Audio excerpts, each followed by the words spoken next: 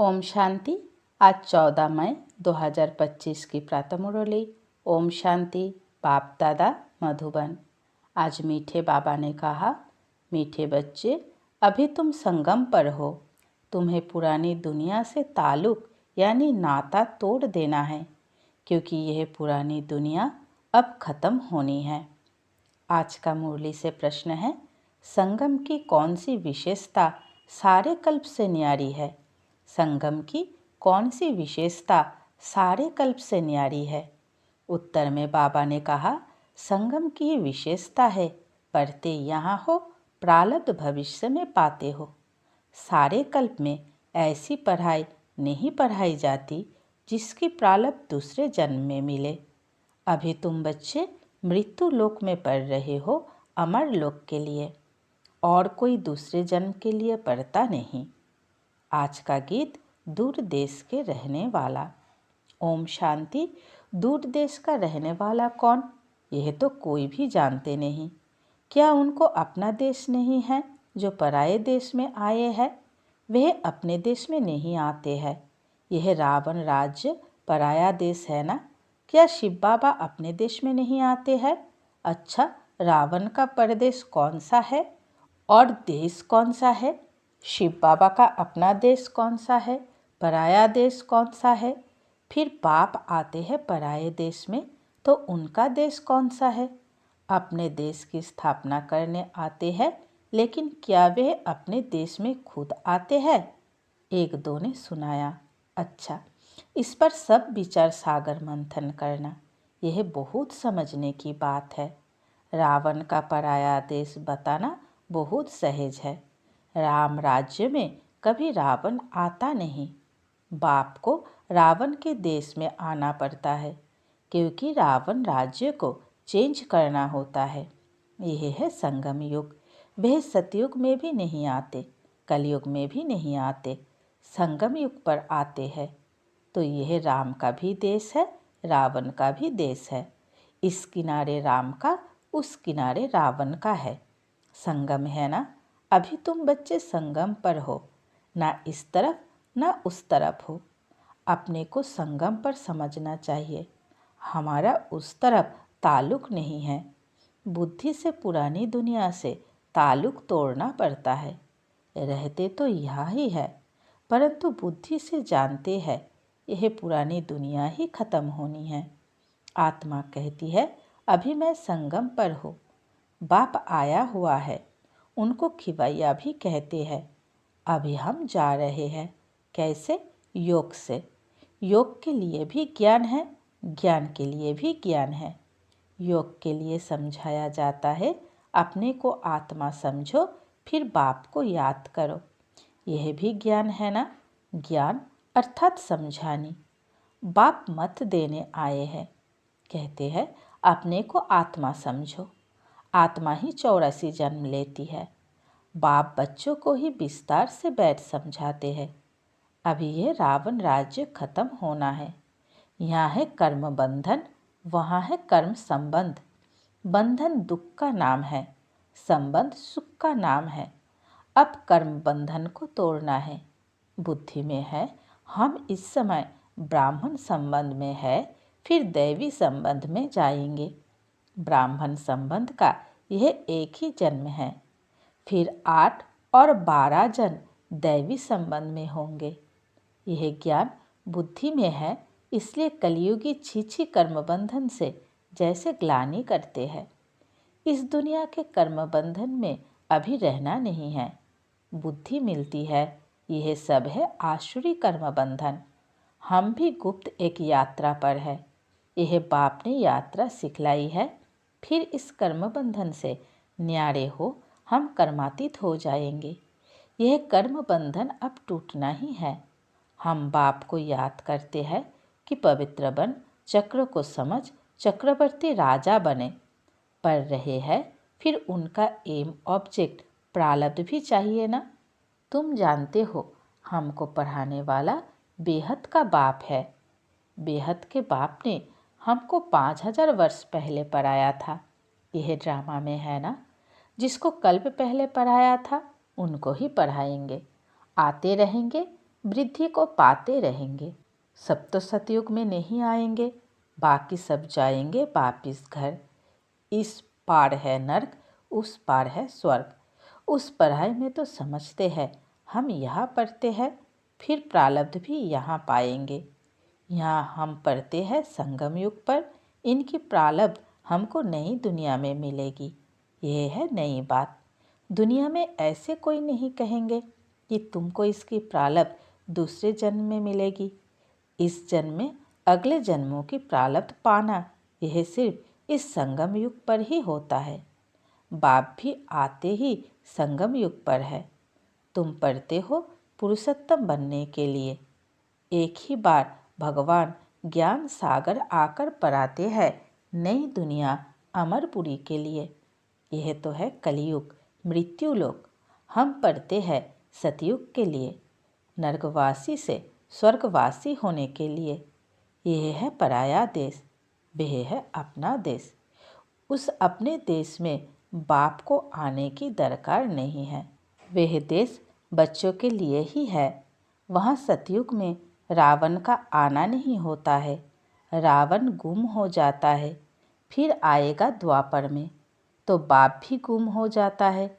सतयुग में कोई भी उनको जानते नहीं, तो याद भी क्यों करेंगे। सुख की प्रारब्ध पूरी होती है तो फिर रावण राज्य शुरू होता है। इनको पराया देश कहा जाता है। अभी तुम समझते हो हम संगम युग पर है। हमको रास्ता दिखलाने वाला बाप मिला है। बाकी सब धक्के खाते रहते हैं। जो बहुत थके हुए होंगे, जिन्होंने कल पहले रास्ता लिया होगा, वह आते रहेंगे। तुम पांडे सबको रास्ता बताते हो। यह है रूहानी यात्रा का रास्ता। सीधा चले जाएंगे सुखधाम। तुम पांडे पांडव संप्रदाय हो। पांडव राज्य नहीं कहेंगे। राज्य ना पांडवों को ना कौरवों को है। दोनों को ताज नहीं है। भक्ति मार्ग में दोनों को ताज दे दिया है। अगर दे भी तो कौरवों को लाइट का ताज नहीं देंगे। पांडवों को भी लाइट नहीं दे सकते, क्योंकि पुरुषार्थी है। चलते चलते गिर पड़ते हैं, तब किसको देवे। इसलिए यह सब निशानी विष्णु को दी है, क्योंकि वह पवित्र है। सतयुग में सब पवित्र संपूर्ण निर्विकारी होते हैं। पवित्रता की लाइट का ताज है। इस समय तो कोई पवित्र नहीं है। सन्यासी लोग कहलाते हैं कि हम पवित्र हैं, परंतु दुनिया तो पवित्र नहीं है ना। जन फिर भी बिकारी दुनिया में ही लेते हैं।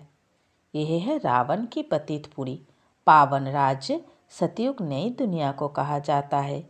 अब तुम बच्चों को बाप बागवान कांटों से फूल बनाते हैं।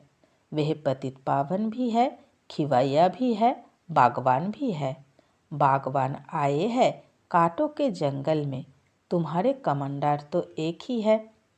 जादवों का कमांडर चिफ शंकर को कहे, यूँ तो वह कोई विनाश कराते नहीं हैं। जब समय होता है तो लड़ाई लगती है। कहते हैं शंकर की प्रेरणा से मुसल आदि बनते हैं। यह सब कहानियाँ बैठ बनाई हैं। पुरानी दुनिया ख़त्म तो ज़रूर होनी है। मकान पुराना होता है तो गिर पड़ता है, मनुष्य मर जाते हैं। यह भी पुरानी दुनिया ख़त्म होनी है। यह सब दबकर मर जाएंगे। कोई डूब मरेंगे, कोई शौक में मरेंगे। बॉम्ब्स आदि की जहरीली वायु भी मार डालेगी। बच्चों की बुद्धि में है कि अभी विनाश होना ही है। हम उस पार जा रहे हैं। कलयुग पूरा हो, सतयुग की स्थापना जरूर होनी है। फिर आधा कल्प लड़ाई होती ही नहीं। अभी बाप आए हैं पुरुषार्थ कराने। यह लास्ट चांस है। देरी की तो फिर अचानक ही मर जाएंगे। मौत सामने खड़ा है। अचानक बैठे बैठे मनुष्य मर जाते हैं। मरने के पहले तो याद की यात्रा करो। अभी तुम बच्चों को घर जाना है, इसलिए बाप कहते हैं बच्चे घर को याद करो। इससे अंतमति सो गति हो जाएगी, घर चले जाएंगे। परंतु सिर्फ घर को याद करेंगे तो पाप विनाश नहीं होंगे। बाप को याद करेंगे तो पाप विनाश हो और तुम अपने घर चले जाएंगे। इसलिए बाप को याद करते रहो। अपना चार्ट रखो तो मालूम पड़ेगा सारे दिन में हमने क्या किया। 5-6 वर्ष की आयु से लेकर अपनी लाइफ में क्या क्या किया वह भी याद रहता है। ऐसे भी नहीं, सारे टाइम लिखना पड़ता है। ध्यान में रहता है। बगीचे में बैठ बाबा को याद किया। दुकान पर कोई ग्राहक नहीं है, हम याद में बैठे रहे। अंदर में नोट रहेगा। अगर लिखने चाहते हो तो फिर डायरी रखनी पड़े। मूल बात है ही यह, हम तमो प्रधान से सतो प्रधान कैसे बने, पवित्र दुनिया के मालिक कैसे बने, पतित से पावन कैसे बने। बाप आकर यह नॉलेज देते हैं। ज्ञान का सागर बाप ही है। तुम अभी कहते हो बाबा हम आपके हैं, सदैव आपके ही है, सिर्फ भूलकर देह अभिमानी हो गए हैं। अभी आपने बताया है तो हम फिर देही अभिमानी बनते हैं। सतयुग में हम देही अभिमानी थे। खुशी से एक शरीर छोड़ दूसरा लेते थे, तो तुम बच्चों को यह सब धारणा कर फिर समझाने लायक बनना है तो बहुतों का कल्याण होगा। बाबा जानते हैं ड्रामा अनुसार नंबरवार पुरुषार्थ अनुसार सर्विसेबल बन रहे हैं। अच्छा, किसको झाड़ आदि नहीं समझा सकते हो? भला यह तो सहज है ना। किसको भी बोलो तुम अपने को आत्मा समझ बाप को याद करो, यह तो बिल्कुल सहज है। यह बाप ही कहते हैं मुझे याद करो तो विकर्म विनाश होंगे और कोई मनुष्य कह ना सके सिवाय तुम ब्राह्मणों के। और कोई ना आत्मा को न परमात्मा बाप को जानते हैं। ऐसे ही सिर्फ कह देंगे तो किसको तीर लगेगा नहीं। भगवान का रूप जानना पड़े। यह सब नाटक के एक्टर्स है। हर एक आत्मा शरीर के साथ एक्ट करती है। एक शरीर छोड़ दूसरा ले पार्ट बजाती है। वह एक्टर्स कपड़े बदली कर भिन्न भिन्न पार्ट बजाते हैं। तुम फिर शरीर बदलते हो। वो कोई मेल व फीमेल की ड्रेस पहनेंगे अल्पकाल के लिए। यहाँ मेल का चोला लिया तो सारी आयु मेल ही रहेंगे। वह हद के ड्रामा, यह है बेहद का। पहली पहली मुख्य बात है बाप कहते हैं मुझे याद करो। योग अक्सर भी काम में नहीं लाओ, क्योंकि योग तो अनेक प्रकार की सीखते हैं। वह सब है भक्ति मार्ग के। अब बाप कहते हैं मुझे याद करो और घर को याद करो, तो तुम घर में चले जाएंगे। शिव बाबा इनमें आकर शिक्षा देते हैं। बाप को याद करते करते तुम पावन बन जाएंगे, फिर पवित्र आत्मा उड़ेगी। जितना जितना याद किया होगा, सर्विस की होगी, उतना वह उच्च पद पाएंगे। याद में ही बहुत विघ्न पड़ते हैं। पावन नहीं बनेंगे तो फिर धर्मराजपुरी में साजाएं भी खानी पड़ेगी, इज्जत भी जाएगी, पद भी भ्रष्ट होगा। पिछाड़ी में सब साक्षात्कार होंगे, परंतु कुछ कर नहीं सकेंगे। साक्षात्कार कराएंगे, तुमको इतना समझाया फिर भी याद नहीं किया, पाप रह गए, अब खाओ सजा। उस समय पढ़ाई का टाइम नहीं रहता। अफसोस करेंगे हमने क्या किया, नाहिक टाइम गवाया। परंतु साजा तो खानी पड़े, कुछ हो थोड़ी ही सकेगा। नापास हुए तो हुए, फिर पढ़ने की बात नहीं। उस पढ़ाई में तो नापास हो फिर पढ़ते हैं, यह तो पढ़ाई ही पूरी हो जाएगी। अंत समय में पश्चाताप ना करना पड़े, उसके लिए बाप राय देते हैं बच्चे अच्छी रीति पढ़ लो। झरमुई झगमुई में अपना टाइम वेस्ट मत करो, नहीं तो बहुत पछताना पड़ेगा। माया बहुत उल्टे काम करा देती है। चोरी कभी नहीं की होगी, वह भी कराएगी। पीछे स्मृति आएगी, हमको तो माया ने धोखा दे दिया। पहले दिल में ख्याल आता है फलानी चीज़ उठाओ। बुद्धि तो मिली है, यह राइट है व रॉन्ग है। यह चीज़ उठाओ तो रॉन्ग होगा, नहीं उठाएंगे तो राइट होगा। अब क्या करना है? पवित्र रहना तो अच्छा है ना। संग में आकर लूज नहीं होना चाहिए। हम भाई बहन हैं, फिर नाम रूप में क्यों फंसे? देह अभिमान में नहीं आना है। परंतु माया बड़ी जबरदस्त है। माया रॉन्ग काम कराने के संकल्प लाती है। बाप कहते हैं तुमको रॉन्ग काम करना नहीं है। लड़ाई चलती है, फिर गिर पड़ते हैं, फिर राइट बुद्धि आती ही नहीं। हमको राइट काम करना है, अंधों की लाठी बनना है। अच्छे से अच्छा काम है ये। शरीर निर्वाह के लिए समय तो है, रात को नींद भी करनी है। आत्मा थक जाती है तो फिर सो जाती है, शरीर भी सो जाता है। तो शरीर निर्वाह के लिए, आराम करने के लिए टाइम तो है। बाकी समय मेरी सर्विस में लग जाओ। याद का चार्ट रखो। लिखते भी है, फिर चलते चलते फेल हो जाते हैं। बाप को याद नहीं करते, सर्विस नहीं करते तो रॉन्ग काम होता रहता है। अच्छा, मीठे मीठे से खिलते बच्चों प्रति माता पिता बाप दादा का याद प्यार और गुड मॉर्निंग। रूहानी बाप की रूहानी बच्चों को नमस्ते। हम सब रूहानी बच्चों की रूहानी माता पिता बाप दादा को याद प्यार, गुड मॉर्निंग और नमस्ते नमस्ते नमस्ते। शुक्रिया मीठे प्यारे बाबा, कोटि कोटि शुक्रिया। धारणा के लिए मुख्य सार। पहली पॉइंट, झरमुई झगमुई में अपना टाइम वेस्ट नहीं करना है। माया कोई भी उल्टा काम ना कराए, यह ध्यान रखना है। संग दोष में आकर कभी लूज नहीं होना है। देह अभिमान में आकर किसी के नाम रूप में नहीं फंसना है। दूसरी पॉइंट, घर की याद के साथ साथ बाप को भी याद करना है। याद के चार्ट की डायरी बनानी है। नोट करना है हमने सारे दिन में क्या क्या किया, कितना समय बाप की याद में रहे। वरदान, बाबा आज हमें वरदान दे रहे हैं। नम्रता रूपी कवच द्वारा व्यर्थ के रावण को जलाने वाले सच्चे स्नेही सहयोगी भवो। नम्रता रूपी कवच द्वारा व्यर्थ के रावण को जलाने वाले सच्चे स्नेही सहयोगी भवो। विस्तार में बाबा ने कहा, कोई कितना भी आपके संगठन में कमी ढूंढने की कोशिश करे, लेकिन जरा भी संस्कार स्वभाव का टक्कर दिखाई ना दे। अगर कोई गाली भी दे, इंसल्ट भी करे, आप सेंट बन जाओ। अगर कोई रॉन्ग भी करता तो आप राइट रहो।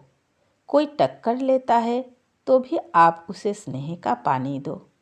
यह क्यों, ऐसा क्यों, यह संकल्प करके आँख पर तेल नहीं डालो। नम्रता का कवच पहनकर रहो। जहाँ नम्रता होगी वहाँ स्नेह और सहयोग भी अवश्य होगा। आज का स्लोगन, मेरेपन की अनेक हद की भावनाएं एक मेरे बाबा में समा दो। मेरेपन की अनेक हद की भावनाएं एक मेरे बाबा में समा दो। आज का अव्यक्त इशारे, रूहानी रॉयल्टी और प्यूरिटी की पर्सनालिटी धारण करो। रूहानी रॉयल्टी का फाउंडेशन संपूर्ण पवित्रता है। तो अपने से पूछो कि रूहानी रॉयल्टी की झलक और फलक आपके रूप व चरित्र से हर एक को अनुभव होती है। नॉलेज के दर्पण में अपने को देखो कि मेरे चेहरे पर चलन में वह रूहानी रॉयल्टी दिखाई देती है या साधारण चलन और चेहरा दिखाई देता है। अच्छा, ओम शांति।